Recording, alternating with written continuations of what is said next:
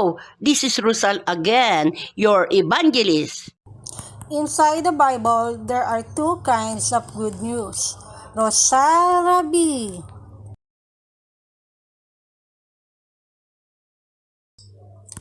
Two kinds of good news. Number one, according to Paul said, we are saved by the blood of Jesus Christ only.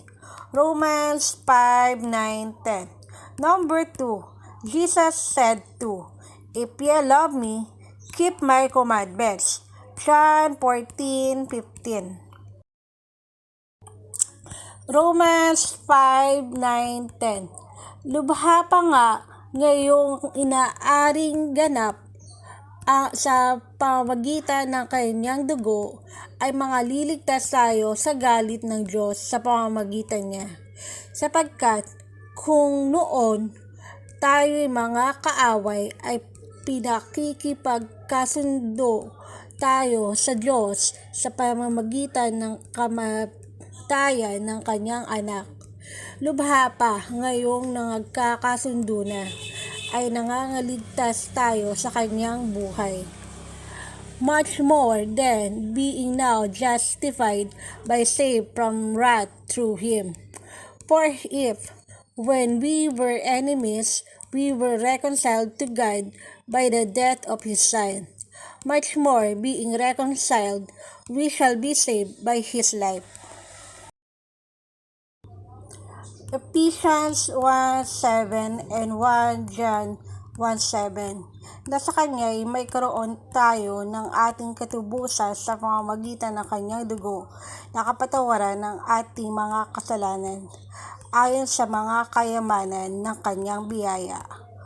Ngunit kung tayo'y nagsisilakad sa liwanag na gaya niyang nasa liwanag, ay may pakikisama tayo sa isa't isa at nililinis tayo ng dugo ni Jesus na kanyang anak sa lahat ng kasalanan, in whom we have redemption through his blood, the forgiveness of sins according to the riches of his grace.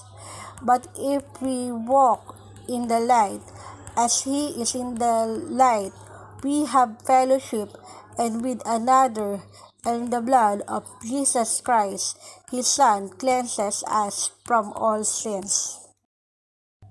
John 14:6. Jesus said unto him, I am the way, the truth, and the life.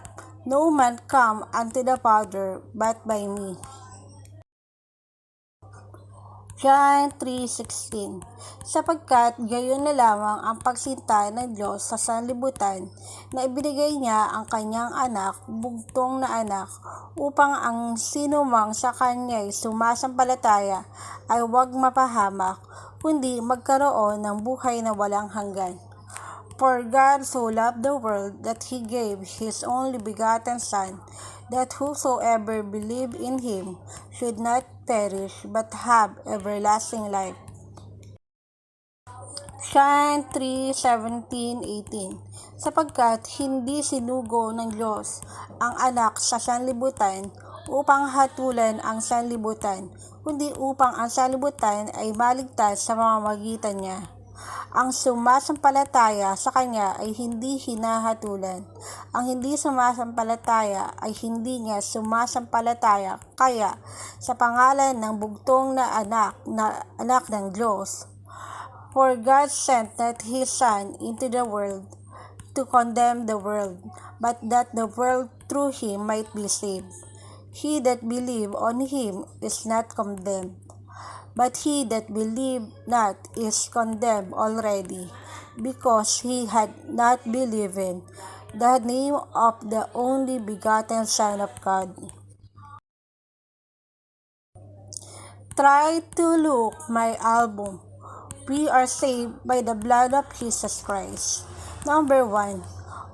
Now, obeying the law of God means pleasing God, to save ourselves because we are already saved by the shedding blood of our Lord Jesus Christ. Period. Romans 5:9-10. Number 2. Revelation 22:12. And behold, I come quickly, and my reward is with me, to give every man according as his work shall be. Very composing, but just put to the Lord's hands that then when we get, therefore, let the Lord explain everything to us. Amen. Ayon kay San Juan at Santiago na kapatid ng Panginoong Jesus, Revelation 22:12, narito ako'y madaling pumaparito at ang aking gantimpala ay nasa akin, upang bigyan ng kagantihan ang bawat isa ayon sa kanyang gawa. James 2:14. Anong pakikinabangin, mga kapatid ko, kung sinasabi ng sino man na siya'y may pananampalataya, ngunit walang mga gawa? Makapagliligtas baga sa kanya ang pananampalatayang iyan. According to St. John and St. James, the brother of Jesus, Revelation 22:12, and behold, I come quickly, and my reward is with me, to give every man according as his work shall be. James 12:14. What doth it profit, my brethren, through a man say he had faith, and have not work? Can faith save him? According to Jesus, John 14:15. Kung ako'y inyong iniibig, ay tutuparin nyo ang aking mga utos. Sapagkat sa ganitong bagay kayo'y tinawag, sapagkat si Kristo man ay nagbata dahil sa inyo, na kayo'y iniwanan ng halimbawa, upang kayo'y mangagsisunod sa mga hakbang niya. John 14:15. If ye love me, keep my commandments. 1 Peter 2:21. For even hereunto were ye called, because Christ also suffered for us, leaving us an example that ye should follow his steps. Matthew 7:21-24. Hindi ang bawat nagsasabi sa akin, Panginoon, Panginoon, ay papasok sa kaharian ng langit, kundi ang gumaganap ng kalooban ng aking Ama na nasa langit. Marami ang magsasabi sa akin sa araw na yaon, Panginoon, Panginoon, hindi baga nagsipanghula kami sa iyong pangalan, at sa pangalan mo'y nangapalayas kami ng mga demonyo, at sa pangalan mo'y nagsigawa kami ng maraming gawang makapangyarihan. At kung magkagayoy, ipahayag ko sa kanila, kailan may hindi ko kayo nangakilala, magsilayo kayo sa akin, kayong mga paggawa ng katampalasan. Kaya't ang bawat dumirinig ng aking mga salitang ito at ginaganap ay matulad sa isang taong matalino na itinayo ang kanyang bahay sa ibabaw ng bato. Ephesians 4:30.